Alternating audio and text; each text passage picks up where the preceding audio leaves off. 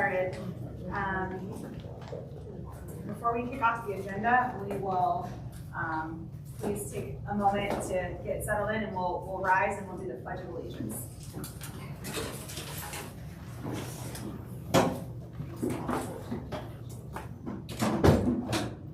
Pledge allegiance to the flag of the United States of America and to the republic for which it stands, one nation, under God, indivisible, with liberty and justice for all. We've got the agenda posted online and live here on the screen. We're going to make one addition after the presentation from the election committee. We're going to have an update from Columbia Gas.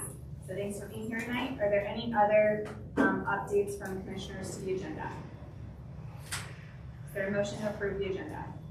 So moved. All those in favor say aye. Aye. All those opposed, same sign. Fantastic. We'll go ahead and move on to commissioner updates, starting with Commissioner Moritz. And I apologize, I don't have any plates tonight. That's Commissioner Moritz.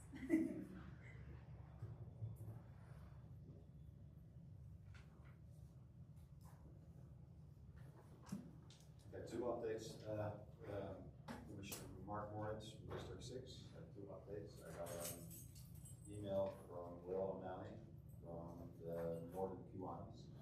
He expressed interest in a splash pad here in Unionville, in Weststone.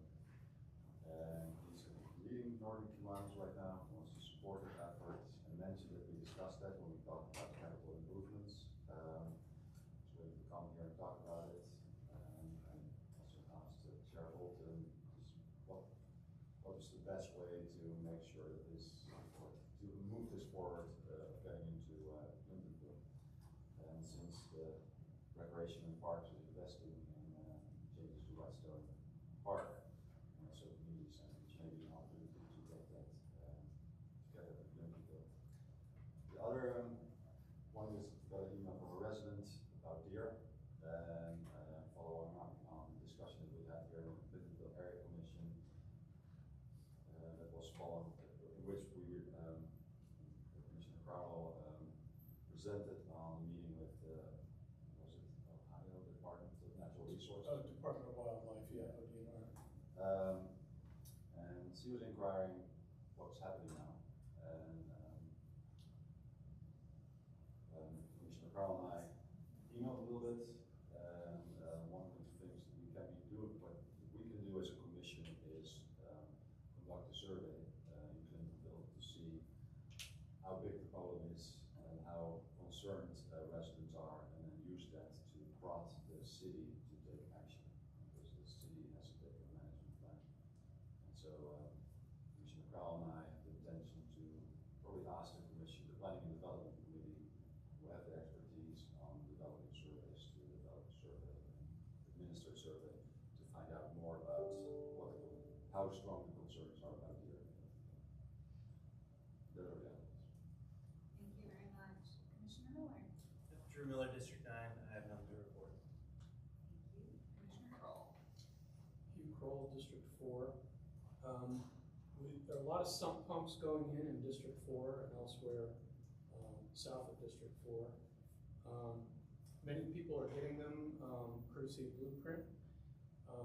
Most people are reporting good results, and they're generally pleased with the contractor. Too soon to tell whether they're actually going to be effective or not, but according to people who have had them in for a couple of years, in the Clintonville 1 project area, they're working pretty well, mostly. And I did want to announce that I'm not going to be running for re-election for District 4, and the election is August 24th. I met with a constituent to talk about being a commissioner, and she has since turned in her petition, 30 signatures on it, and I know there's at least one other person in District 4 who's picked up the packet, but no signatures yet. So she's here tonight. Her name is Hannah Von Kuken. That's it. Well, nice to meet you, and I will continue to be very sad to lose you, Commissioner Kroll, and I will bemoan it for many meetings to come. Commissioner Hiley is not here tonight. I believe he might be out of town. I can confirm that, Commissioner Moritz, for the purposes of the minutes and get back to you after the meeting. I'm Commissioner Bolton, District 5. I want to say a big thank you. He is not here tonight. Co-chair Ryan Foshi of the Green Spot Committee. He is running a Green Spot meeting this evening. He single-handedly ran the CAC booth for the 4th of July festival. We had planned to tag team the day, and I think I had food poisoning, and he was there all day. And then it rained, and he was packing up my Easy Up in the rain with my husband. So huge thank you to Ryan Foshi for being at the 4th of July festival all day in the rain and the heat and all of the things. Aside from that, I will follow up with you on the splash pad item, Commissioner Marks. I saw the email chain on that. And I did receive an email, I think it went to all the commissioners, from a resident who was supportive of the zone-in changes, and I wrote back to him and acknowledged receipt of his email, and he said, if it, to please share publicly his support of the zone-in changes. So this is me sharing that. I think it's Jordan Griffith, Clintonville neighbor, is supportive of increased density and affordability. Commissioner Webb. Paul Webb, District 1. Nothing to report except to remind people that August 17th is the date for Crest Fest in District 1. So put that on your calendar. Put it on the CAC website too. Thanks. Commissioner Nutter. Greg Nutter, District 2. I don't have a lot to report. I know that on North Broadway we have a lot of things going on. We have steel plates down the middle of North Broadway. I'm not sure. I did have a resident call me about that and let me know what was going on. I don't think it was part of the Columbia Gas thing, but it was more of its communication lines or hotel, or not hotel, but AT&T. Which brings me to, I guess, a concern for public utilities that anytime there's going to be an outage, it would be most helpful if they would pass that on to the residents of the affected area. I will tell you that personally, we had an outage for 10 days at AT&T, which means we had no Wi-Fi, we had no TV, and no land phones. So, unfortunately, we have a medical issue at our house that we require to have access to Wi-Fi. So I got nowhere when I talked to AT&T, and I did inform AT&T about this. They had no contingency for that. And they would not even send anybody out to the house to help that. By talking to another supervisor, I found out that there was a disruption in the street where a copper line had been cut, so which caused the outage. And for 10 days, it was out. So we got nowhere, no response, and I got no response after it was connected. The latest I heard was going to be connected last Friday. Fortunately, it got connected Thursday afternoon. So, but it was still a big inconvenience and stuff, and so I just think it would be most generous. And when I talked to the supervisor, they told me there was only 10 people, 10 customers involved in it. And so my question was to them, how come you couldn't at least go to those 10 customers and just let them know that there's going to be an extended outage? And I did inform them that I would relay that to our community as much as I could. If I had to go down the street and find out who those 10 people were to say, hey, you need to reevaluate your association with AT&T, because we've been doing business with them for over 25 years. And I think it's just very disheartening that we have that kind of customer service or utility. Which brings me, as you know, I always try to recognize somebody who is a good neighbor. And I will also let you know and share with you that unfortunately we had a medical issue at our house in the last 2 or 3 weeks, and which required the call of our EMS personnel to come to our house. And I will tell you they responded within 3 minutes in full force, okay, with including a fire truck and squads. And I thought, I don't know what they think was going on. But anyway, they responded very, very quickly, and I do appreciate that. So it's a good neighbor, and I'm sure that anybody who has had experience with our fire department and our EMS team would appreciate what great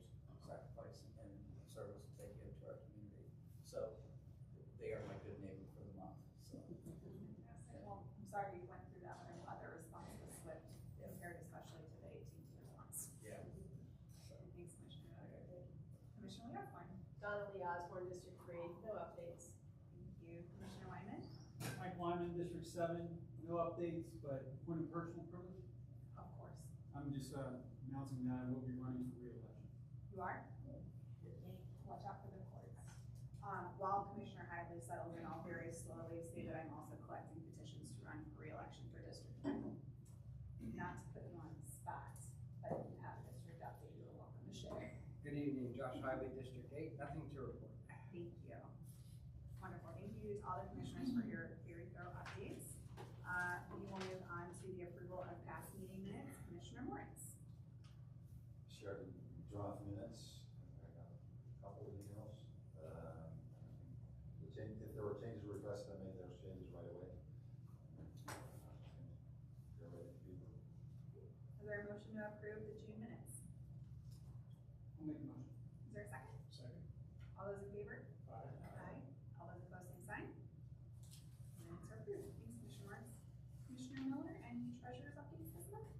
I would just like to take the opportunity to remind all the commissioners and our committees that we do have a budget, and if you have creative and appropriate ways to use those funds, I think we should take advantage of that. That's my opinion. Thank you much. I guess we can't use them for a splash pad, okay? I don't know, make some expenditures this year. That might be a little bit wishful thinking, but what was that? Wonderful. Stacy, would you like to kick off our city updates? We'd love to hear from you. Of course, thank you. Good evening, everyone. I really don't have a whole lot at all, other than to say the dates I would like to remind the area commissioners about. Our summer networking session is on August 22nd. It's a Thursday, 6 o'clock to 7:30, and it's at the Museum of Art. So I think that's going to be a really nice evening. Again, that's August 22nd, 6 to 7:30. And the Neighborhood Best Practices Conference will be held September 14th from 9 to 1 at Columbus State. And more information will be coming out about that as they finalize the details. But that is honestly all I have, so thank you. Thank you. Any questions from commissioners? Any questions from the public? I have just a comment. Yeah. On this Bike Plus that Stacy sent us on like mid-June. So we got that in mid-June. We're now having our July meeting, and public input period's already closed. So like we talked about last month on how we thought the zone in was really short, I'm thinking that this Bike Plus public comment was way too short, where we don't even have time to announce it at the CAC meeting. We don't have time to get it into our local spotlight newspaper. So I don't know if any of this can be opened back up, but in less than 3-week period of time to get the word out for people to give public comment, and it already be shut down, I'm not happy with that. Thank you. I can share that and see if they are still taking, any type of comments. Yeah, you try to online, it just says public comment period closed. Thanks. Yeah. If I may, add one more thing. I do know that Link Us people are going around to commissions. If you guys are interested in hearing about the Link Us, I can get you connected. That's great. I can do that. I'll do both of those. Thank you. Thanks, Stacy.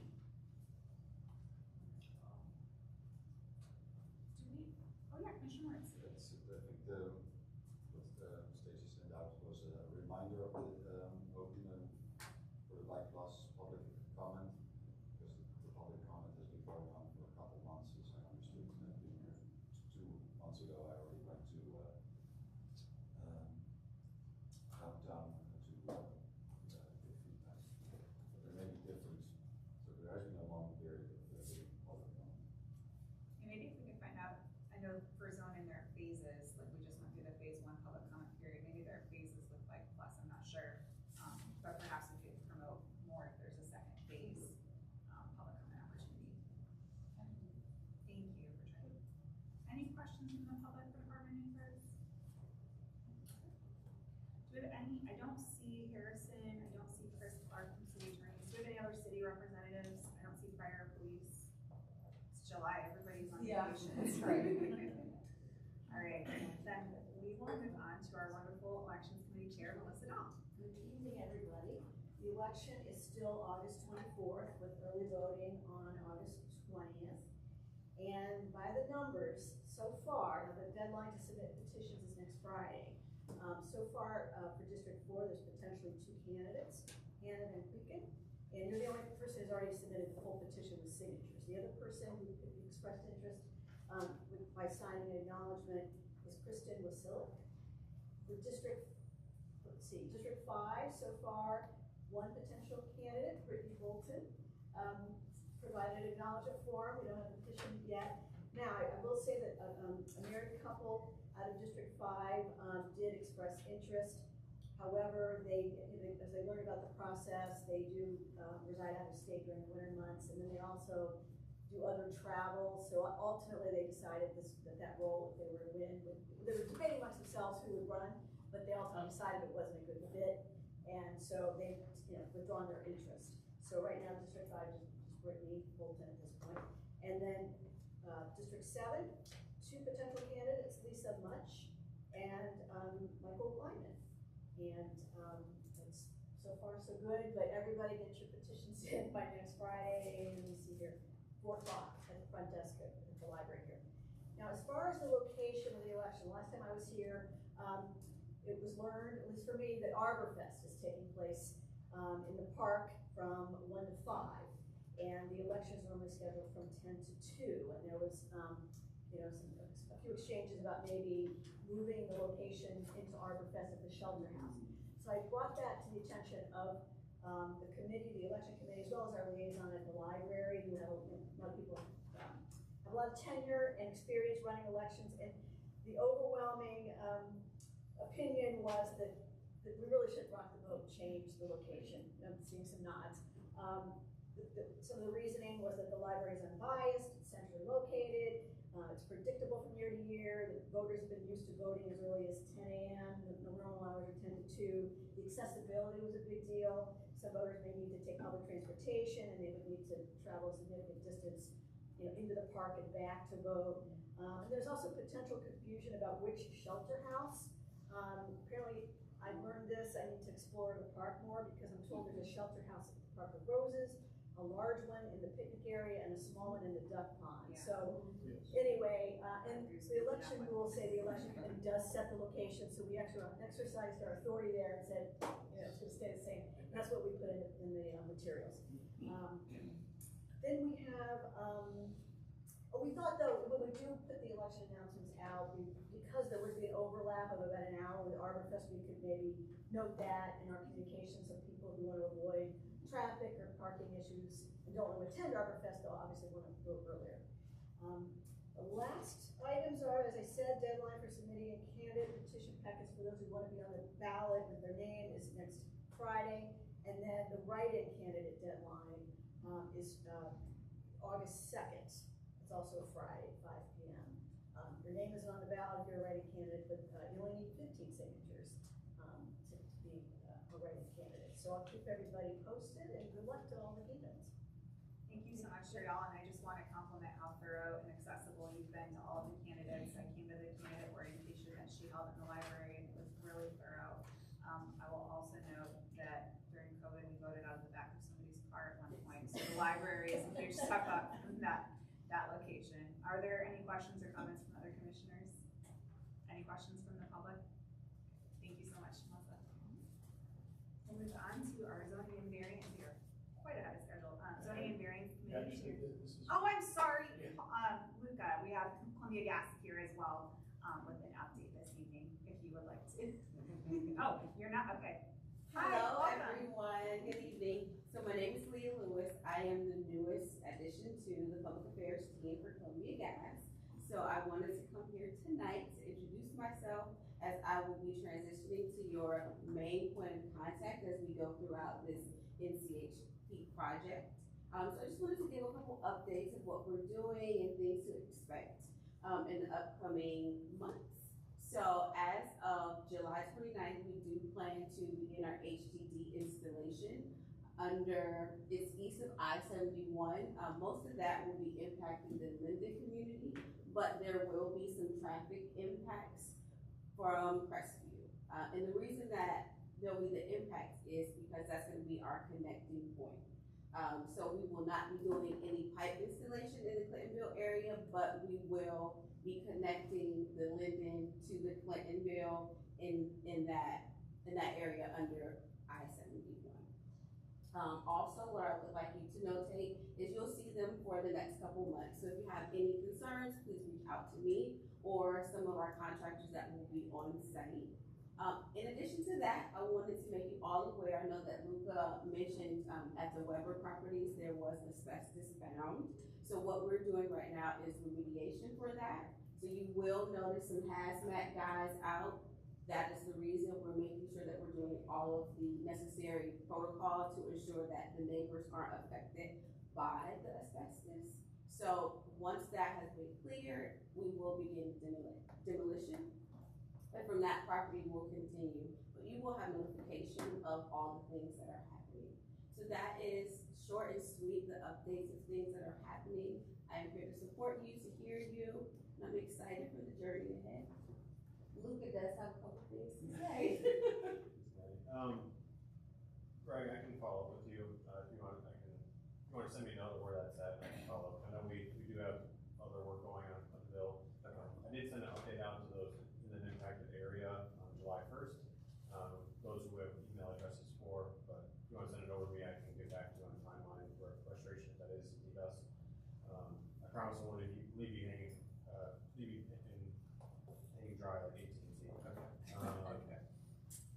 Otherwise, we did contribute $5,000 for the firehouse to get that landscape redone. So I haven't heard updates on when that's going to be redone. But I know last time I talked to Ryan, they're working through the landscape plans. I haven't heard updates on that, but that did get contributed to Flow for that. And then we also will be taking part in ArborFest too. So we did make a small contribution to ArborFest, and we'll have the 811 educational truck. So it's called Free Dig Truck. So it has like all the different locate markings, indicate what they are. I think we'll also have the pumping gas there too. So we're excited to take part in that. But otherwise, Leah will be your point of contact. I know you won't miss me. She will make me easily replaceable. We appreciate the very, very open communication from you over the course of the various projects happening in the neighborhood. Leah, we're excited to work with you. I do have one question. I bet you have this question as well. I heard Crestview might, in July, was that the date? It's I'm worried about Crestview Crestfest. Crestview Summit. Okay. That's where the pit is. Okay, so this won't impact the festival. This is further. Okay. Never mind. I did hear that too, and I was like thinking in my brain, so I'm glad that we worked through that. You're at Crestview Summit for that, I believe. Whereabouts? Yeah, so we'll be right where the train tracks are at. Yeah, that's Like she mentioned, so HDD is horizontal directional drill. So in order to connect our pipeline installation from Linden working west, the connection point is actually going under 71. So if you can believe it or not, we're going completely under. So the entry point for the horizontal drill is on Linden side of 71 over on Beulah. And so we'll actually have a drill set up there. We'll go under 71 and it'll pop out at Crestview right by the train tracks. So it would just be kind of limited to that area, just as ensuring that it pops out correctly. You don't want to open cut 71 quick steel plates? Yeah, let's do that. I don't think that would get approved. I do have a question. When's the East Tulane pipeline? Is that next year now? 25? Do you have a date yet for when that begins? Or? No, that would, Leah will be able to keep you updated on timeline. Probably whenever Linden finishes. So we're actively working that. Oh, it's underway right now? Yes. Okay. Yes, it's just currently underway. So it started within last month or so, I want to say it started. So we just started that. Yeah, we'll keep you updated on what it is with 2025. I just want to go over there to see what I'm up against. I live on Tulane, so I'm ready to go my house. Yes. Any other questions from commissioners? Yeah, Commissioner Wards. I really like Commissioner Miller's idea of the shout out to both neighbors. And I want to, a couple of meetings ago, I want to give a shout out to Columbia Gas. There's a little patch on High Street near Rubber Road with puppies. It's one of the nicest places on High Street. I'm not sure if it's still blooming, but couple of months ago. It was very pretty. Stopped and looked at all the sidewalks that was promote that kind of stuff. So thank you for making Clinton beautiful. Yeah, hopefully those trees are still in the park too, and those took well from our planting. This was back in, I think it was maybe May, April, we did a planting. We had some community members come out, this was with Parks and Rec. We had some good trees planted off of West Weber, right where you dead end. So there's some trees planted there, and over on the other side too, so, I don't remember those, but yeah, shout out. So hopefully those are taken as well. Thank you. Any questions from the public? I heard that someone told me that Columbia Gas has already promised to repave the bike lane on Summit. Is it right now? It's kind of a little bumpy roller coaster, but that plan is many cyclists appreciate that. Fantastic. I'll also share too, I apologize. Habitat for Humanity did come into those rubber units. They've already been in there once. 204 to 210, there was nothing left. They had taken like the appliances out of the wall, like, it was completely gutted. 476, they were able, I think they were able to take much just because of the condition of the interiors. I know it was lived in for a while, so just wasn't the best. 480 to 482, they did get a lot of stuff out of there. I think there's even like an old sonograph machine that they were able to take. Yeah, there was some interesting stuff, but they were able to get in there. So I think we might try to have them out one more time before demolition begins to try to grab the windows and the doors. But you know, props to the community. That's something I know is important to try to harvest what was in there, so we were able to get with them, and they were able to get some volunteers out there to get what they could to repurpose. Thank you. We really appreciate it. Any other questions? All right. Chair Hardwick. Thank you. With two zoning applications, then discussion of communications, and then finally an appreciation that I'd like to mention at the end. First on the agenda was 144 Clifton Heights. In order to enclose a front porch, the owner seeks to reduce the building line from 25 feet to 13 feet 7 inches. That's all they're doing is putting in windows on a pre-existing porch. It's not actually, because of the porch doesn't count when you're doing the building line, that it now does count because they're putting windows on it. It was recommended approval 5-0. This has been approved many other places. Is the applicant here, and would the applicant like to offer any comments? Sure. Yeah, I'm Tom Macy, the homeowner. This is my wife Sarah. But yeah, pretty much not much really to add. We're just putting windows and screens on the porch. So we do have photos of the drawings and like an example photo of kind of what we're going for the look at house. We're trying to preserve the look of the historical look of the house basically. So hopefully it won't change anything too drastically. So if anyone does want to see that, we've got copies of it. But it's a pretty straightforward project. Thank you. Are there questions from the commissioners? Are there any questions from the public? All right, we'll go ahead and vote on whether to approve BZA 24-67, 144 Clinton Heights. Commissioner Moritz? Yes. Commissioner Miller? Yes. Commissioner Kroll? Yes. Commissioner Hiley? Yes. I'm a yes. Commissioner Lotta? Yes. Commissioner Nutter? Yes. Commissioner Leosmar? Yes. Commissioner Wyman? Yes. Congratulations, your project's approved. Listen, that was smooth. Alright.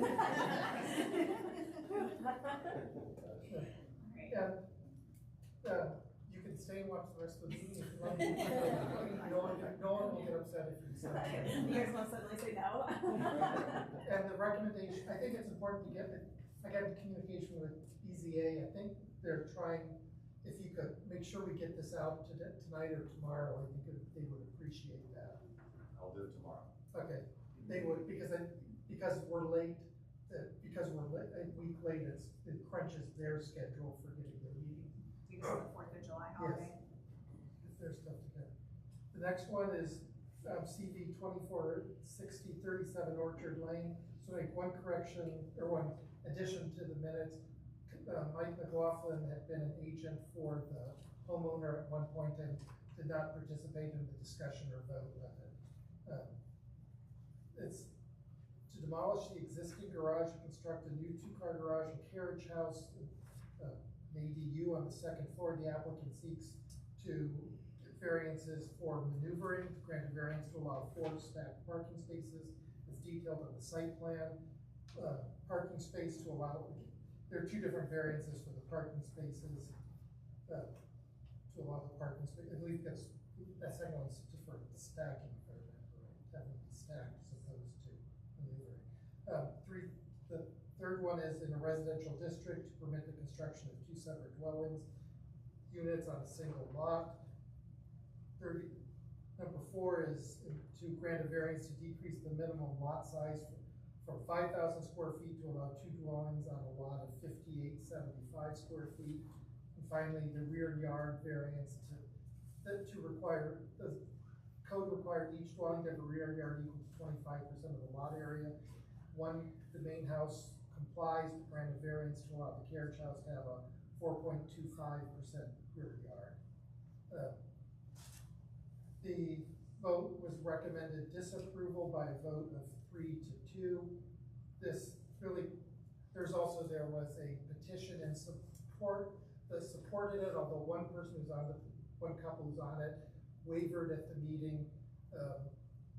Ms. Simbro came and spoke against it. She lives on the street. I'm gonna follow my general rule of not speaking for people who are in the room. But the people who voted against it mainly saw no hardship, no special reason for this. Those of us who supported it said this has been granted in other places and it's not distinguishable from there. There are 4 parking spaces available, but they are stacked. There's some concern that would mean that people would still want to use the street parking to avoid having 4 cars stacked in the garage. The applicant said that their intention right now is to have it for a family member, although everyone agrees that in the future it could be used as a separate residence because that's what the rule, because the variance goes with the property. Other than that, I'll turn it back over to Chair. Thank you. Is the applicant here this evening? Yes, I am, and I'm glad you asked.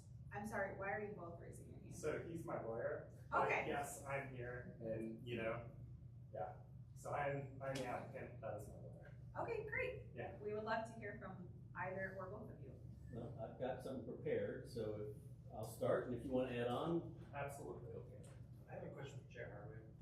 Sure. I saw there were some comments about setbacks concerns, but just to clarify, there is no variance being requested for setbacks? Correct. Could you please introduce yourself to the commission? Yes, Eric Martineau, listed as applicant, but attorney applicant for owners David and Larry West. As Mr. Hardwick explained, a petition to demolish existing 2-car garage, replace with a new 2-car garage and a carriage house above it. The main house is 1,400 square foot, a 3-bedroom, 1-bath, built in 1923. That's 24 years before the first zoning code was even implemented. Again, it's owned by David West and his father. His father lives in Baltimore. David is co-parenting his 2 daughters in that house. The senior West comes often to visit, to stay, to be part of their lives. This is part of the plan to keep him connected with them, but also give some privacy and separation for the senior West, and not to displace one of the daughters when, hey, I need a bedroom, you gotta move out. This is considered an accessory dwelling unit by zoning. The Clintonville area plan mentions support for ADUs. Staff review, city planning staff review supported the application, so it's consistent with the Clintonville area plan, and that the actual site plan and the design of the building is consistent with height, setback, materials, landscaping, and parking for the neighborhood. In the zoning committee meeting, there was a discussion of other ADUs having been permitted in Clintonville, but they're certainly permitted in many sections of the city, but in Clintonville specifically, from what I can find, there have been 5 in the past 9 years. all of which requiring variances between 5 and 8 different variances to get approved. Many of those including a reduction in parking, whereas this does not have a reduction in parking. It has 4 code compliant spaces, provided the variance is given to maneuverability stacking. There was public comment objecting to that, saying that would be unrealistic, but that is the nature of parking on Orchard. Almost all of the driveways are single lane driveways that go into the back, and if you walk that street, you can see people who are using their garages as something other than a garage. Storage, works and venture have things, so you walk, it's stacked every day. Even the member of the community in that same comment said she and her husband stacked parking on that. Another concern that was raised during that was that parking itself is such an issue that if it was spilled over, I've visited the property a number of times, part of the application. I never had a problem parking. That's just me being anecdotal. I went 3 times since the zoning committee meeting and took pictures of the parking at different times, one at 10:30 in the morning, one at 5:30 at night on a Friday, and one during the farmer's market. And each time there was parking available well within that first block of, and I can pass these out if interested in looking at them, pass them around, please.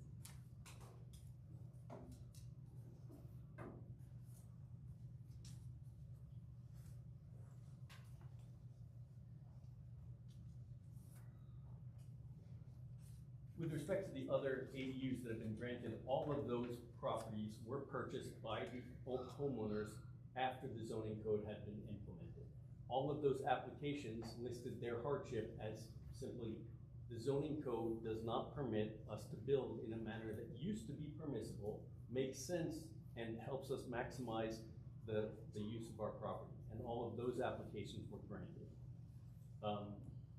In addition, these variances and ADUs are consistent with current city policy.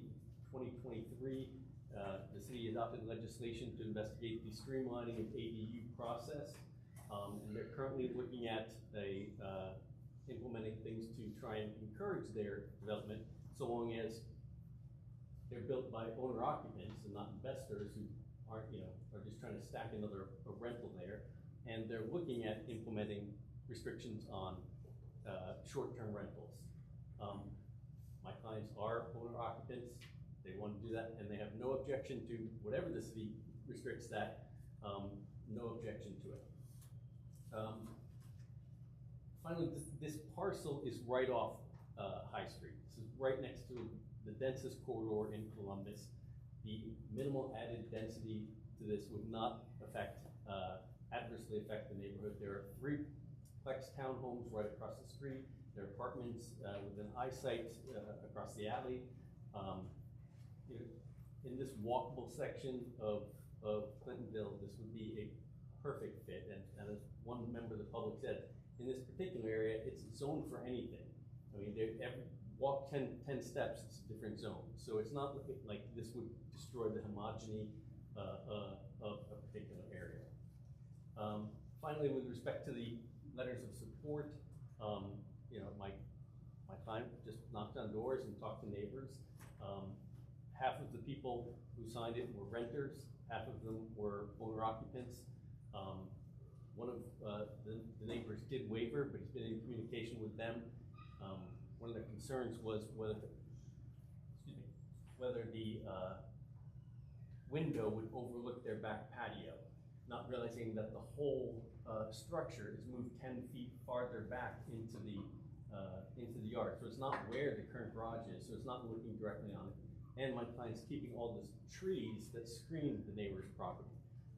So we're trying to address that concern.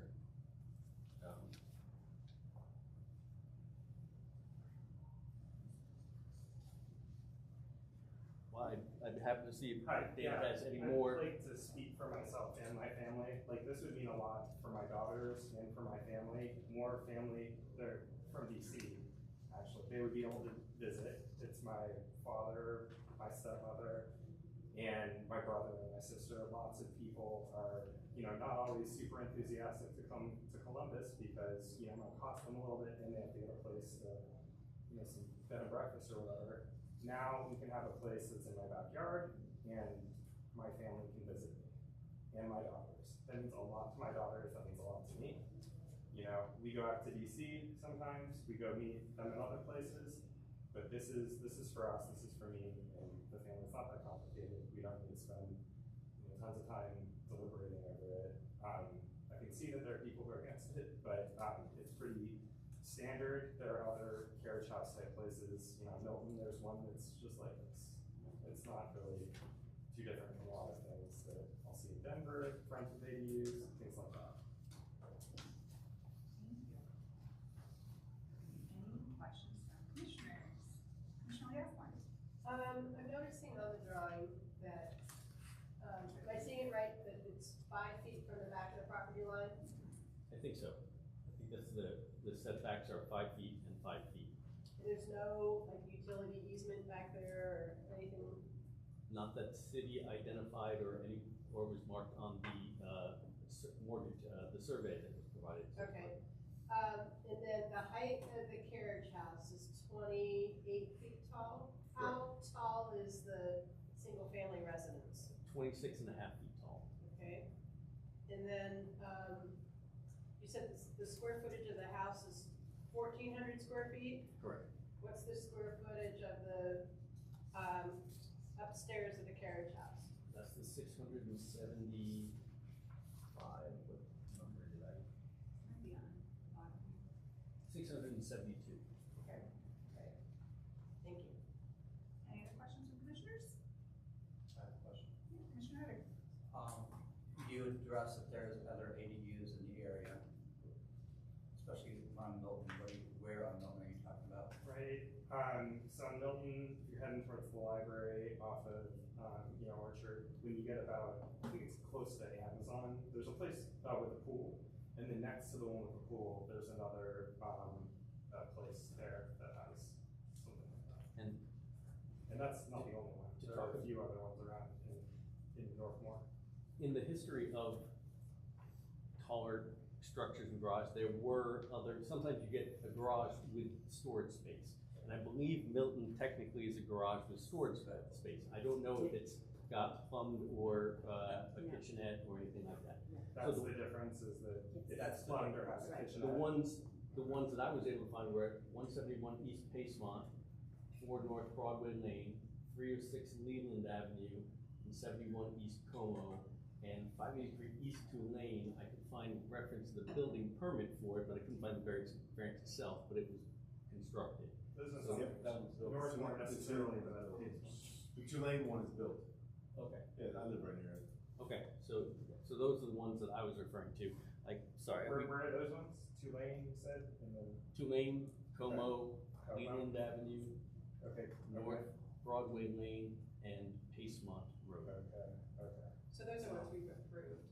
Those have been approved. Those aren't ones, but we have not approved others, so.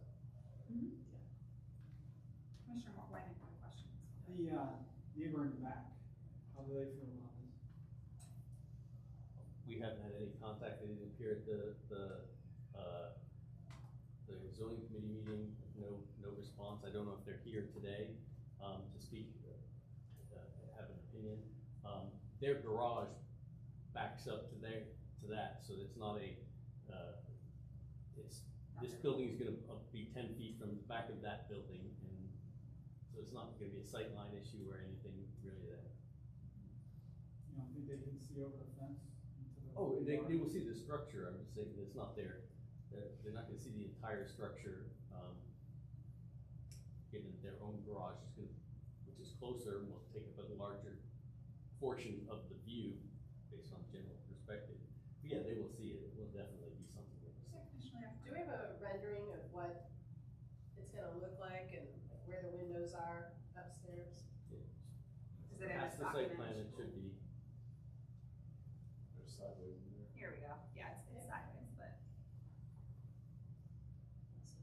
The architects basically tried to model it off of the main structure, so they Okay. look. So the south elevation, so that's Orchard, that's the back of the property then? Correct. So you have 4 windows going into somebody's backyard at 5 feet from the fence line. But the setback is not a variance request. I'm just, And they have a 5-foot setback to their garage, and that's their Okay. garage, so they're looking over their setback, the next setback, the garage, Yeah. and then the yard. okay. Yeah. Getting it up, this, Either way. this one? There it is. Sure. Yeah. I did confirm, I just confirmed, looked at the mailing labels, and at least several Kenworth homes were on the mailing list. People who got noticed. A lot of stuff going on in the neighborhood house behind you. Yeah. Do other commissioners have questions? Yeah, I have a question. Just looking at the house behind you here, it looks like they have at least 1, maybe 2 additions to the existing structure. Is that an option that you guys looked at, expanding the existing structure rather than the ADU? Yeah, we've also been thinking about expanding this structure, but yeah, definitely we would prefer to have a separate place for my, for my father and for my stepmother and for, my sister and my brother. The other house is 3 bedrooms, 1 bathroom, not super easy to make it better or bigger without really going out into the yard, which would, compromise that. We don't have much yard. And also, this is an R3, so if it was a classic, if they couldn't just add on another unit, we'd be here for different variances saying, can we make a duplex out of that building? The additions to the main house have been more like cantilevered, like sort of add extra bedroom, maybe more room for one of others in there. Any other questions from commissioners? Questions from the public?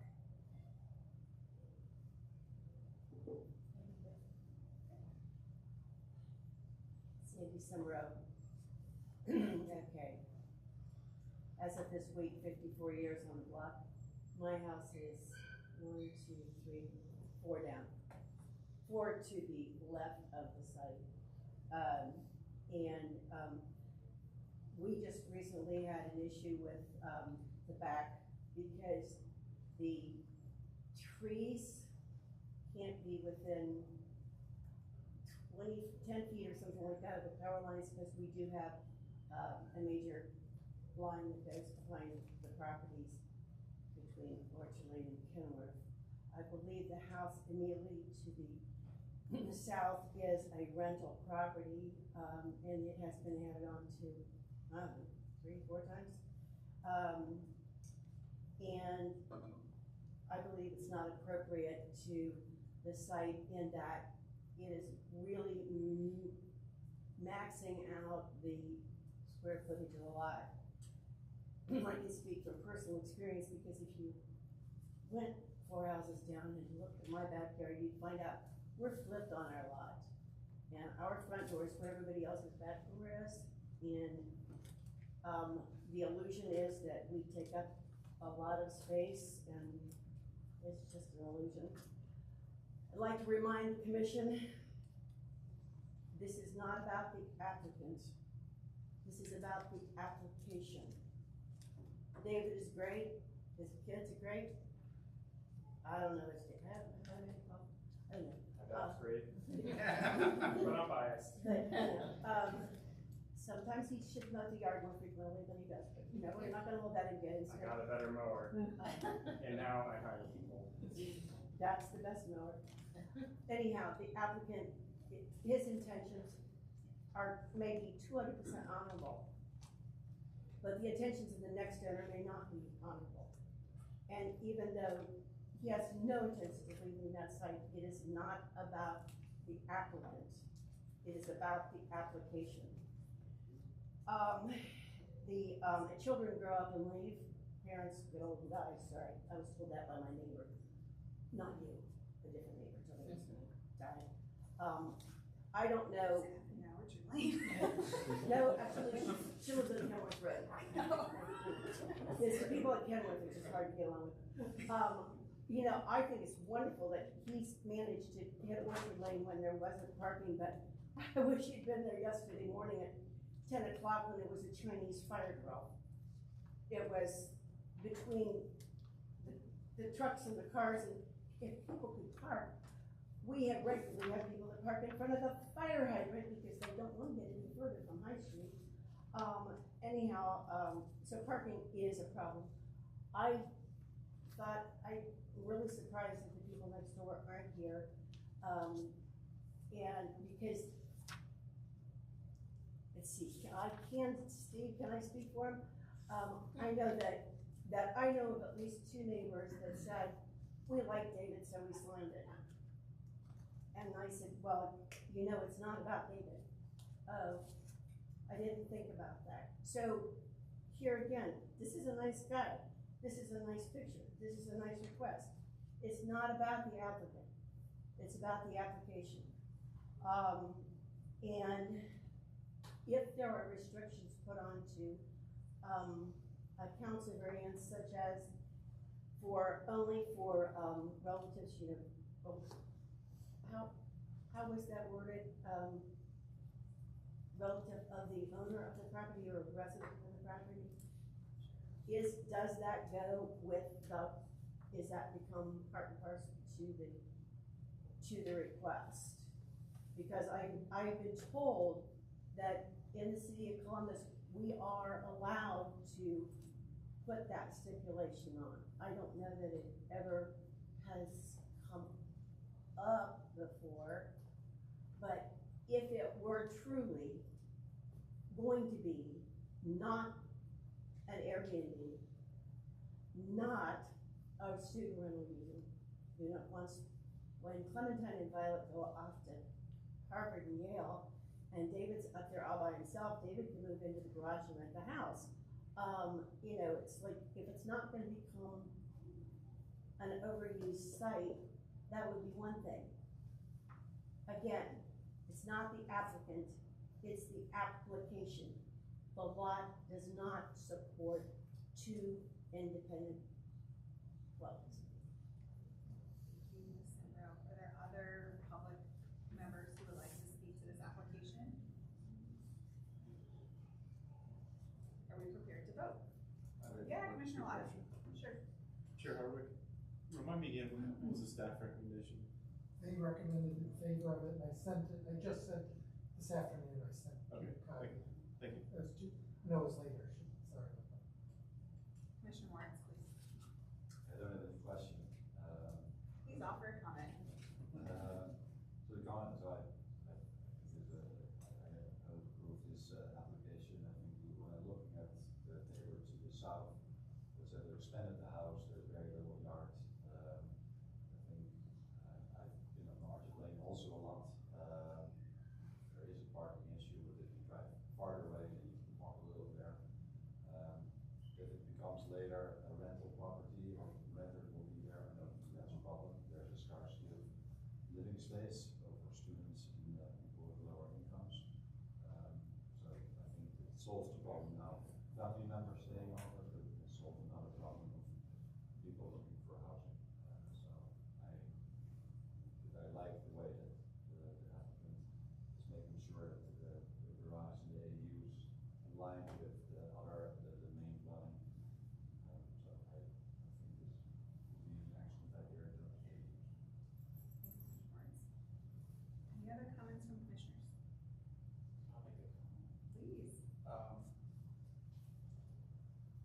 I think we really need to really think heavily about this, because otherwise every house on the street could have an ADU on top of their garage. I personally don't have a garage, and I would love to have one, and I thought, man, if that happened, then maybe I'll put an ADU in, okay? My yard is not big enough to do that, and I think in this case, it's not big enough to do that. There are some houses in Quintonville, some properties in Quintonville that would support a carriage house. Okay. I dealt with the issue across the street from us with somebody wanted to build a carriage house there in addition to a duplex. Okay, I'm not in favor of it.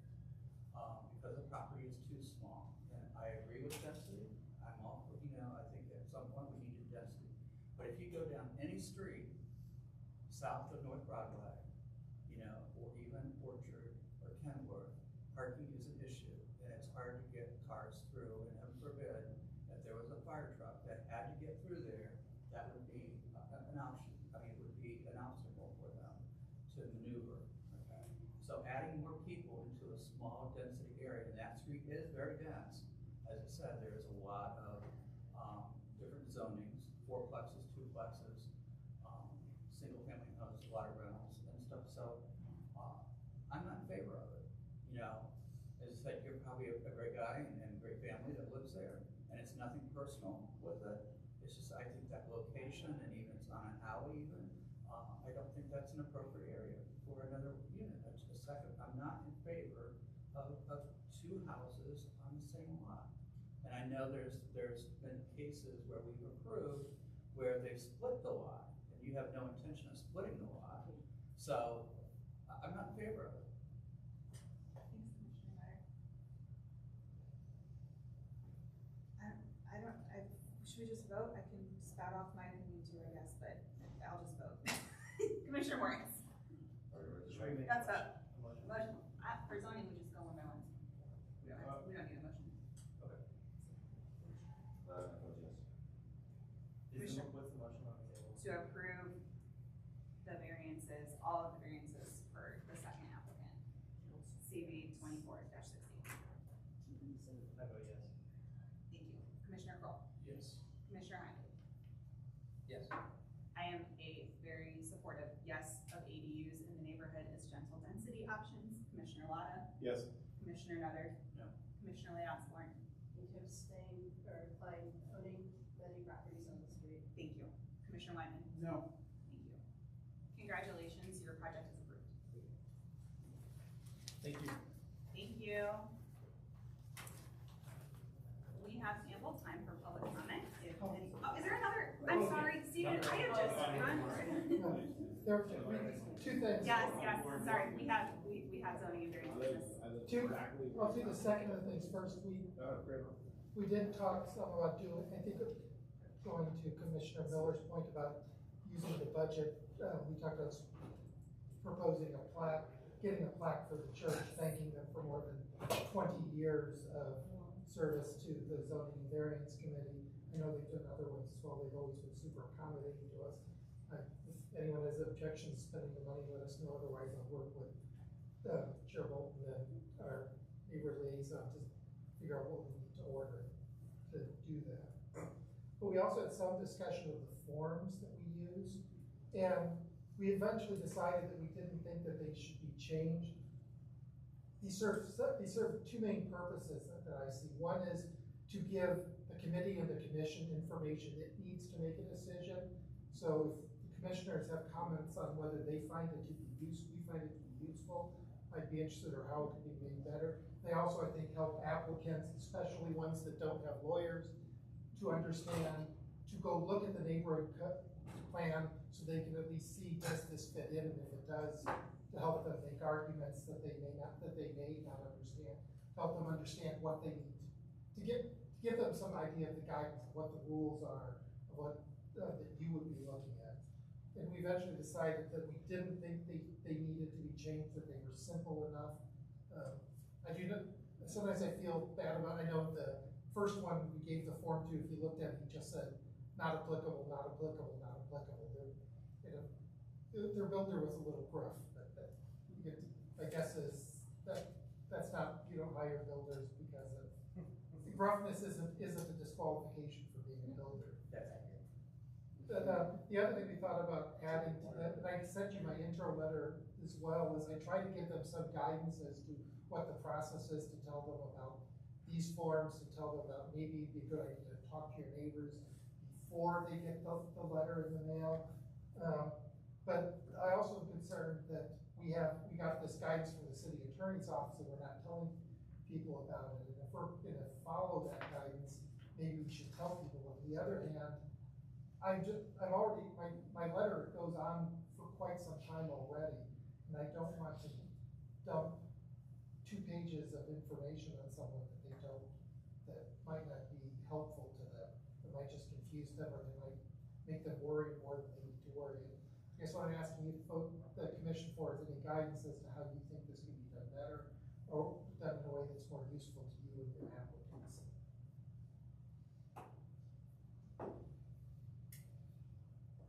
What was the impetus for suggesting potential changes?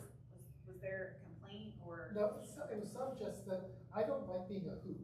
I want, if these forms are hoops, we should get rid of them. If they're useful, we should keep using them.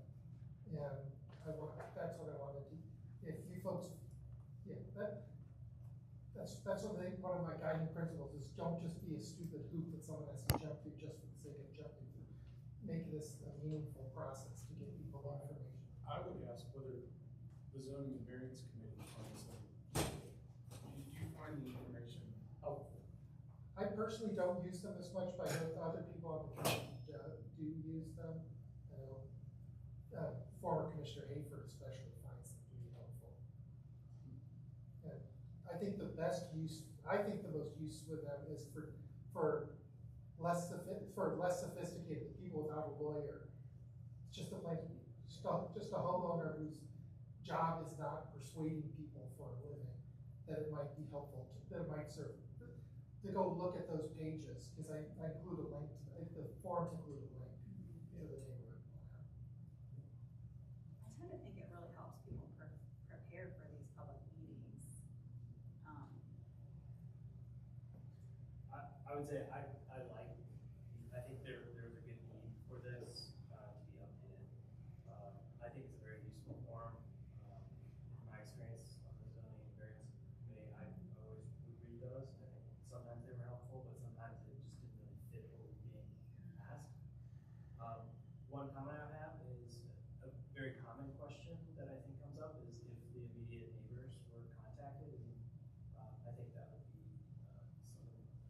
That's in your cover letter, you talk about that. Yeah, it's not in the form, but it is we could put in the form, have you spoken to your neighbors? Have you spoken to them? Yeah, Commissioner Laffer. So there's a question about hardship, right? Yes.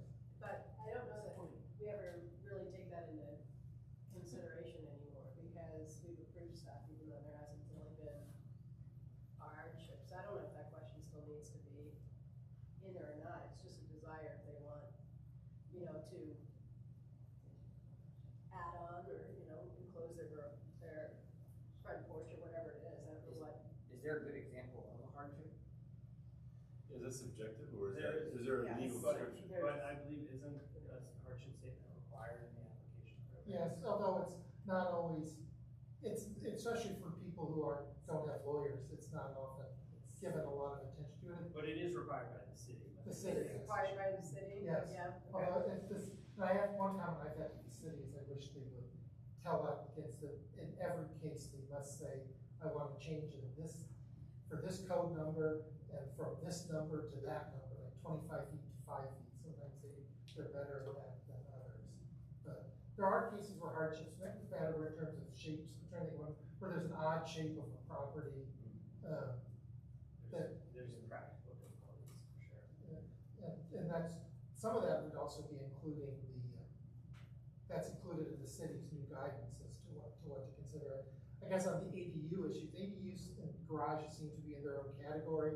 I still, every time I talk to the city officials, beg you to please get to that part soon, because we really could use guidance. I think having some clear rules from the city that says, this is when it's allowed and this isn't, because the city now is saying, we want to see them more, but then there's no real good, as Commissioner Osborne pointed out, there's no real good rules about when do we say yes and when do we say no.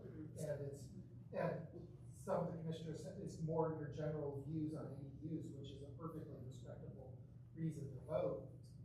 But it would be helpful to have standards from the city so that we could it wasn't ad hoc.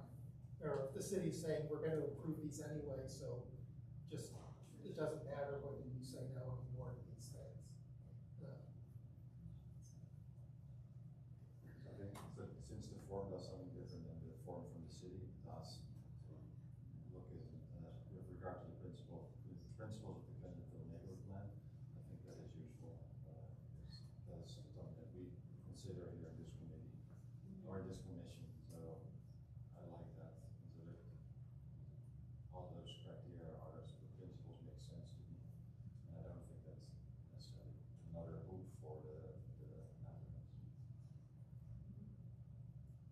so maybe you don't simply add to it, maybe add to it, have you spoken with your neighbors, your immediate neighbors, and just, that's a second gentle prod, because I think people don't realize that it's much different. It's a different dynamic when they're coming in with opposition to the commission saying no, even though everyone around it says we're perfectly fine with it. Those are two very different dynamics to come in. I do also think people get scared when they see the thing in the letter in the mail. I try to make it as clear as I can, but people always see the worst when I get that. I know that the Z&D committee reviewed these forms. What were their comments? Did they have any specific suggestions or comments for improving or updating these forms? They did not. They thought the people generally liked them. Decided we should keep them. Was the general consensus. And that's what I also wanted to find out from the commission as well. If there's something that could be done better. I don't like to send out forms year after year after year without someone at least thinking about them and saying, are these good? Are these? But I think what I'm hearing is yes, they're good. Maybe add something that says. I'll have to figure out, see if we can find a Word version of this that we can edit. So that, And I think we'll probably need to revisit again as the zoning code reforms start being implemented. So I hate to create extra layers of change if I don't want to create more administrative burden on the committee to change these forms extensively if we're going to be changing them again here in the next couple of years. yes. If we're still seeing utility in the current questions. And should I add what the city from the slide that the city attorney sent us with the factors like that they were the legal standards, and I just lost my with the practical differing, the Duncan factors that they gave us, and then before authorizing the things that it says the city council wants us to consider. Should I add that to you, or do you think that's just another scary? What are those? Whether the practical difficulties weighing the Duncan factors, whether the property in question will yield a reasonable return, or whether there can be any beneficial use of the property without the variance. That usually comes into play most in ravine variances, where people have an outdoor lot and you can't use it unless you do something weird. Whether the variance is substantial, whether the essential character of the neighborhood would be substantially altered, or whether adjoining properties would suffer substantial detriment as a result of the variance, whether the variance would adversely affect the delivery of governmental services like water, sewer, refuse service. But the one point I would have for the commission is I think the commission, if the commission says we don't think the sewers can handle it, I don't think the city is going to take that give that as much weight when they have their own professionals as if the commission said, neighbors tell us this area floods a lot. That's a fact that you know that their experts don't. But whether the property owner purchased the property with knowledge of the zoning restriction, whether the property owner's predicament feasibly can be obviated through some other method other than a variance, whether the spirit and intent behind the zoning requirement would be observed and substantial justice done by granting the variance, whether there's an irregular shape or lot, topography, or other conditions. And then before authorizing, council shall determine that the variance will not impair an adequate supply of light and air to the adjacent property, unreasonably increase the congestion of public streets, increase the danger of fires, endanger the public safety, unreasonably diminish or impair established property values within the surrounding area, and in any other respect impair the public safety, comfort, morals, or welfare of the inhabitants of the city. And that's in an email on our area sheet that she sent out. When did she send that out? Variance overview that was sent on May 20th. And you should check your, it should be, go back to your emails to find that slide from May 20th. So my comment on that would be, I think knowing all of that here would help us make more informed decisions. Obviously, it's not going to be helpful when somebody just wants to raise the height of their garage. But when we get that commercial developer who wants to do something on High Street and they're seeking variances, I think it'd be really helpful to know all that up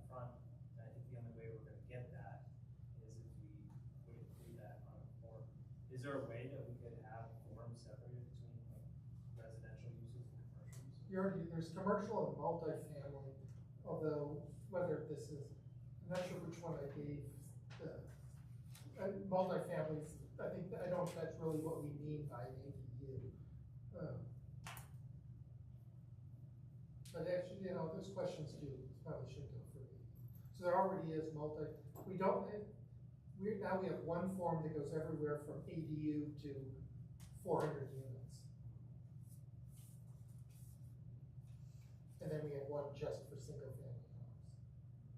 That's much simpler, that's simpler than that. Yeah. And the one for family homes is designed that they can handwrite in and send it to us if they want to, that was intentional.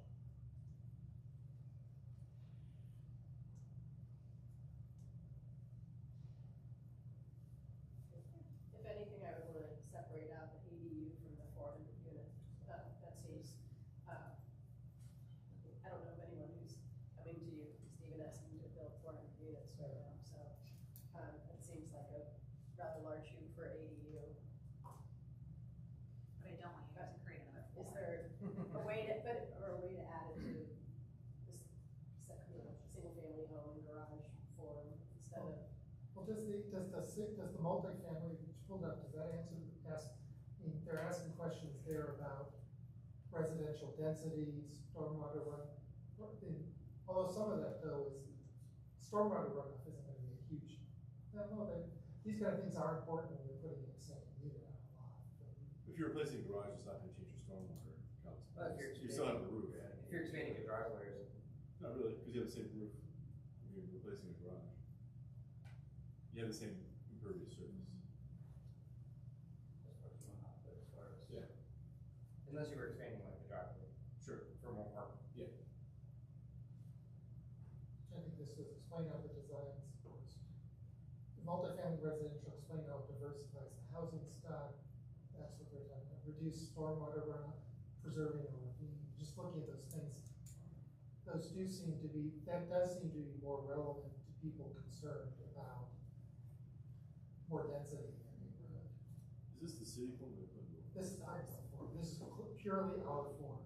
How come we talk about aesthetics and we don't have any kind of architectural review? I mean, We the requirement for reference cities that plans. it's consistent, right? Consistent design. And that's in the neighborhood plan. It does talk about, does it fit in the neighborhood? It's not. It's not a requirement. It's not we can't, at least I always feel very nervous about doing architectural review because they don't teach me that at the trainings I get from being a public defender, so. Yeah, that's not our job. We don't have an architectural review component. And usually I tell folks, like the neighbors here, like people are building this, you need to talk to your neighbors because sometimes they really want to see a window and sometimes they really want to see a blank wall so that no one's looking into their yard, and I can't tell you what they care about. You just need to talk to your neighbors about that.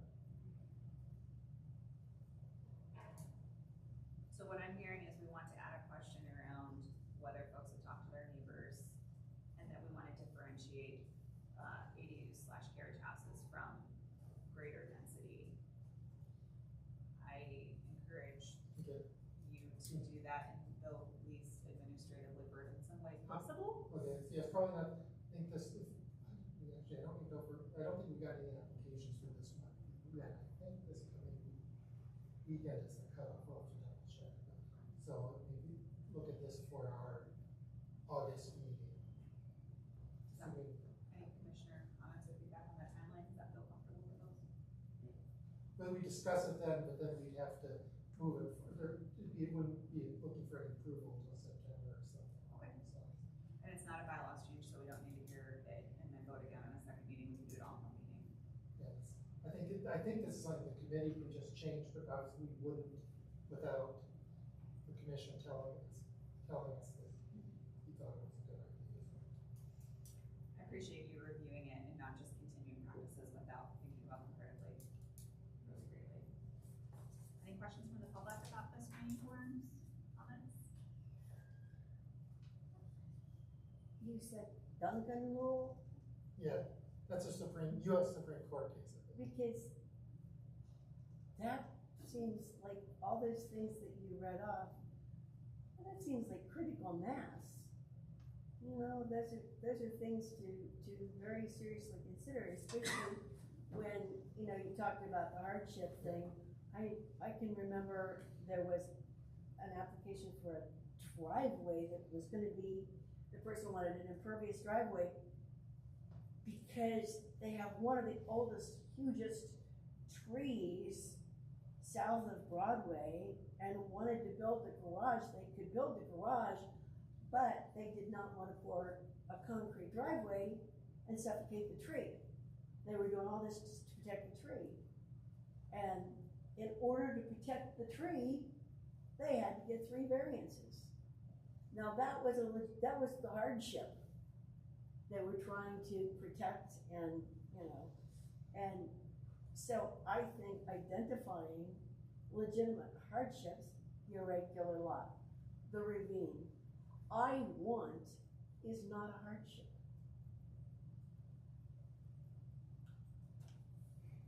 So there's Duncan rules. There was a couple of things you got up, and I don't know why why didn't you read that to us 10 years ago? Because, well, some of it also comes down to when are they legally entitled to a variance? And there are times when there's a certain point where zoning can become a Fifth Amendment taking, which means the government has to pay you to take that use of your property away from you.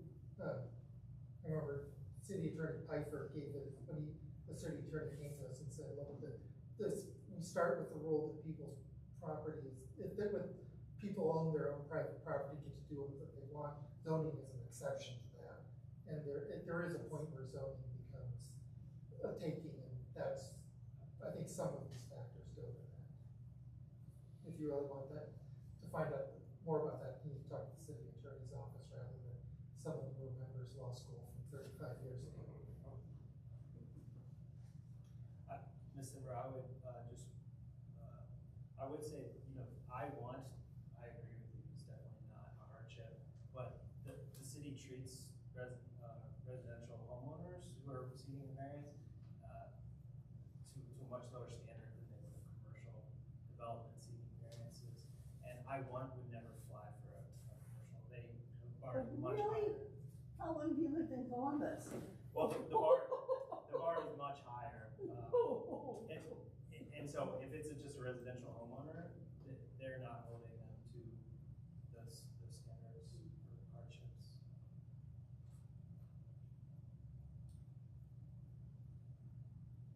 Any further discussion on this topic? Anything else from zoning hearings? No, that's it. Thank you so much. Oh, I do have a question for Mr. Harvard. Could you define from the city the difference between an ADU and a carriage house? Because an accessory dwelling unit, as far as I'm concerned, could be, what do they call it, a tiny house. Just a tiny house could be, you know, Mr. West could have just as easily torn down his garage and built a tiny house. Is that the same thing? My understanding is a carriage house can be an ADU, but Yeah, no, but can you have, is an ADU simply two houses on one property? It's a second smaller property. It's a second smaller residence on the same How much property. smaller does it have to be than the primary? not defined by city code currently. That's what would be very helpful for the city to get to that figure. And I do think you're telling the city, if they want to deal with what affects people, homeowners directly, it's garages and what to do with people's garages. And that's, and I can't overemphasize how important just getting rules, because it's not, I mean, we all have different philosophies, and that's fine, and you can respect differences of opinion, but it shouldn't come down to just the general philosophy of who shows up at the meeting. There should be more consistency for people one way or the other. Please. I actually have two things I was considering. There is an electric utility behind that property. Is it possible that that line exists without an easement? I don't know. And that's the thing we usually, for things like that, we count on the city and building permits and the utilities to enforce their rights. Yeah. Because We had to stay 20 feet from that line. Okay. The other question I had was, and I don't know if anybody knows the answer to this, but is it possible for, these variances to be granted with some sort of deed restriction? Like, for instance, these variances are granted, but the property cannot generate rental income or something of the sort. the deed restriction is separate from variance. The city, for anything with a CV before it, that's a city council variance, that means it's legislation. And the city can put whatever they darn well please into that. The question is whether they would honor a request from the commission saying, put that in there. That you'd have to probably talk to the city folks about what they'd be willing to consider. It seems like an administrative thing. We can condition any approval we want at, the training that, so put on, I think the last one I attended was like last year. They actually, discourage us from putting conditions on approvals. Sometimes they can be overstepping, and I think they don't really hold up the application makes its way to the city. And then what? Oh, the city of Cincinnati recently created legislation to allow for ADUs and create guardrails around what they look like, and they did include in the legislation a citywide requirement that it was owner occupied or family, and that it couldn't be like an out-of-town investor coming in and just using it for rental property. That there was more specific language than that, obviously, but that is something that the city That was, considered. that's a blanket thing or a condition? That was a part of the entire citywide code around allowing the creation of ADUs on property in the city. I can add to that. Just really recently, as in this week, they are looking at doing that exact same thing. City council is. I made a note to send you guys a link as to get more information about that, but that's in the works. The pilot program for ADUs? Did I? I said so many things down. And then to your comment, it's about, did you say something about renters or they won't do that because it's about the use of the land, not the users. We ran into that, actually kind of dealing with that on another area commission where they kind of voted about the users and then that's not appropriate. So it's kind of like, is that something like that? Is that what I saw? Okay. I'll send it out again. One thing the commission can do if they wanted more influence is give your secretary more direction as to what to put in the form to the city as to reasons. Because I think that almost is more, especially if it's a no, or if it's a yes where it's gonna be a controversial yes, giving them reasons why you thought this, that are within your expertise, that what neighbors would know that their experts wouldn't know. I think that they would find, I think that would make your recommendations more persuasive, especially when they're controversial. You could do what the zoning committee does, is give both sides, whatever you, but I think it's a little harder to do that because he has a shorter timeline and you often don't have times and meetings to do that, to negotiate that. Whereas I just give you our draft minutes and tell people, let me know if there's a problem with the minutes.